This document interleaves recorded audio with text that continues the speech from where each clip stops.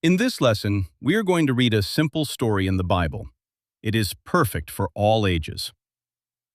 Long ago, all the people on earth spoke the same language. They could understand each other easily.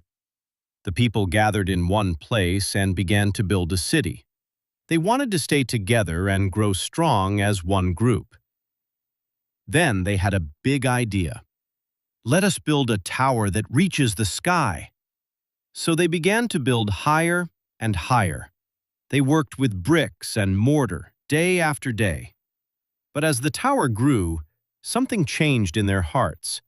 They began to focus only on themselves and forgot to honor God. God saw what was happening, so he changed their language. Suddenly, they could no longer understand each other. The work stopped and confusion spread. People began to move away in different directions. The great tower was left unfinished. But the earth became filled with many languages and many nations. This story teaches about humility, unity, and remembering to honor God in everything we do.